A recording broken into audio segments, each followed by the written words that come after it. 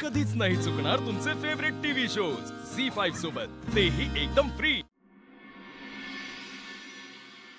हो तुम्ही खरंच काय करताय? हो, मला सांगा, तुम्ही बाहेर सगळ्यांना खरं काय ते का नाही सांगितलं?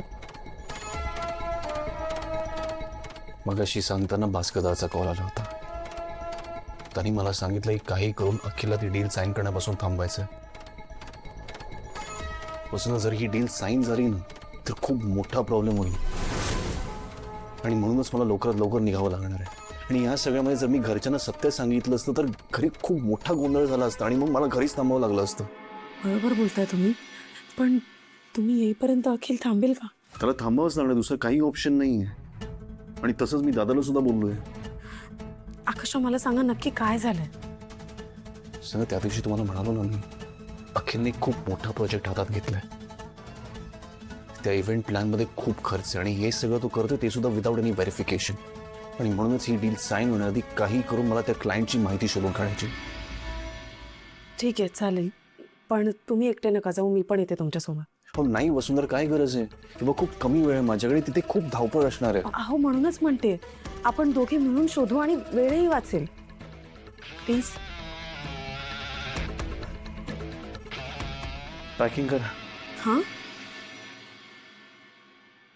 पॅकिंग।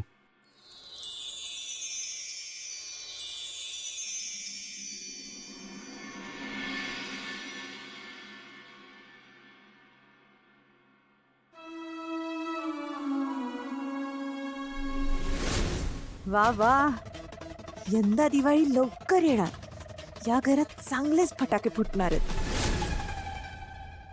अहो मी काय म्हणते, तुम्ही जाऊन विचारा ना। तो मला काहीच सांगत नाहीये। काय त्याला सत्य सांगायचं होतं कोणास ठाऊक, कोणाचा फोन आला तेही कळत नाहीये। हे बघ, जोपर्यंत तो त्याच्या तोंडाने काही सांगत नाही ना तोपर्यंत आपल्याला काहीही कळणार नाही।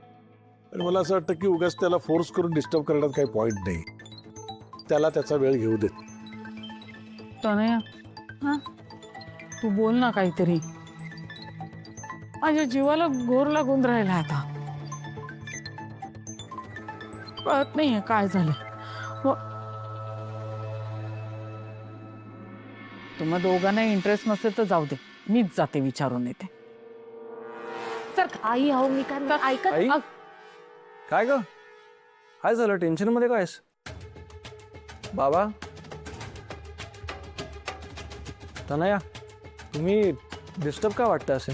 अखिल, अरे प्लीज तू आकाश दादाशी बोलशील का? काय झाले काहीच कळत नाहीये। मग अशी दादा अचानक कुठेतरी जायचं म्हणत होता, कोणी काहीच सांगत नाहीये। आईंना त्याचंच टेन्शन आलंय रे।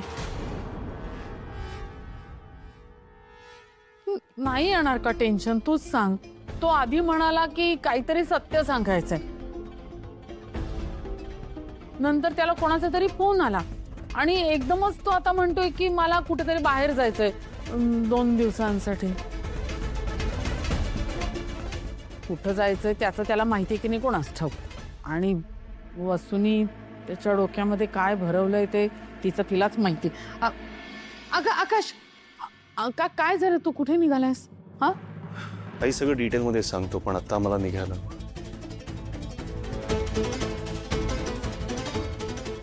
एवढं काय अर्जंट काम आहे? रात्री गेलंच पाहिजे का? तर एक महत्वाचं काम बाबा, जरा आउट ऑफ मुंबई जावं लागणार आहे। काय?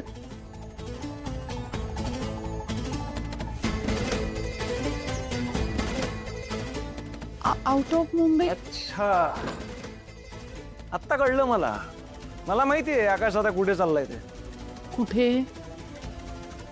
क्लायंट व्हेरिफिकेशन करण्यासाठी। कारण त्याला माझ्यावरती विश्वास नाही। काय मी लिंबू टिंबू आहे ना, मला काहीच कळत नाही। इतके दिवस जी काय मेहनत करतोय, जे काय दिवस रात्र काम करतोय, त्याचं काहीच आउटपुट नाही। फक्त तोंडावरती कौतुक करतात हे। बाकी खरं काय ना ते हे, मला काहीच जमत नाही, काय प्रॉफिट्स नाही आहेत। सीईओ म्हणून मला खूप काही शिकायचंय असंच वाटतं यांना। अखिल, प्लीज गैरसमज करून घेऊ नकोस। हे असं आम्हाला काही म्हणायचं नाहीये.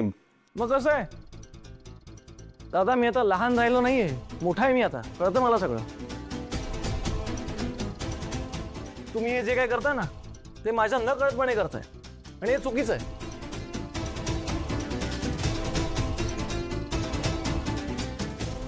नाही म्हणजे मी जे काही व्हेरिफिकेशन केलं त्याची काहीच किंमत नाही, बरोबर ना? मला काय क्लायंटची डील करताच येत नाही. अखिल, आमचं कोणाचंही असं म्हणणंच नाहीये. तू उगाच पराचा कावळा करू नकोस प्लीज. दादा तू बोलूच नकोस प्लीज. मी तुला सांगितलं होतं की हा प्रोजेक्ट मी एकट्याने करणार आहे. मला एकट्याने करायचा कारण मला सरप्राईज द्यायचं सगळ्यांना. पण नाही, इथे काहीतरी वेगळं चालू आहे. मला लूप मध्ये न ठेवता तुम्ही परस्पर क्लायंटचं व्हेरिफिकेशन करताय. हे बघा की मी तुला अनेकदा सांगितलं की कोणतंही डील फायनल करण्याच्या आधी व्हेरिफिकेशन केलं गेलं पाहिजे. अरे साधा पासवर्ड जरी रिसेट करायचा असेल ना तर आपण जो मोबाईल वापरतो ना दररोज त्याला सुद्धा व्हेरीफाय करावं लागतं. आणि इथे आपली इतकी मोठी कंपनी आहे, त्याचे काही नियम आहेत. आणि तू लूपचं म्हणतोयस ना, मग हे डील फायनल करताना तू आकाशला लूपमध्ये नाही ठेवलंस? तर तू होतासच ना, मग त्याला काय वेगळं सांगणार होतो मी? चुकतोयस तू. प्रश्न फक्त डीलचा किंवा इन्व्हेस्टमेंटचा नाही आहे, तर त्या क्लायंटच्या भरोशावर आपण जे भलं मोठं लोन काढणार आहोत ना त्याचा प्रश्न आहे.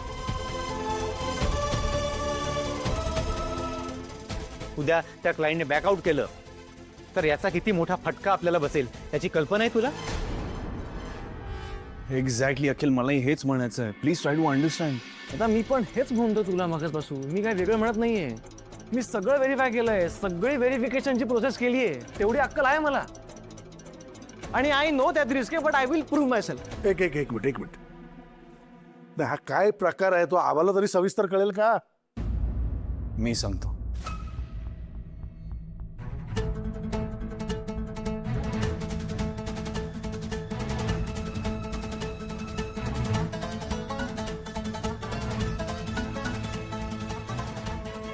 नाही अखिल, हे दोघे बोलतात ते अगदी बरोबर आहे. अरे आपण एवढं मोठं कर्ज काढतोय तर त्याचं व्हेरिफिकेशन झालंच पाहिजे. तू व्हेरिफिकेशन केलंय हे चांगलीच गोष्ट आहे, पण व्हेरिफिकेशन सगळ्या बाजूने झालं पाहिजे ना, होय की नाही? ज्याला आपण रिस्क अनालिसिस म्हणतो. अरे आमच्या वेळेला पण होते, डील व्हायला अजून 2-4 दिवस आहेत ना, मग करू दे ना त्यांना त्यांचं व्हेरिफिकेशन. मला असं वाटतं की आकाश आणि भास्कर योग्य तेच बोलतायत. बस यार, बस झाला आता. तुम्हाला काय करायचं ते करा. मी हा प्रोजेक्ट करणारच आहे.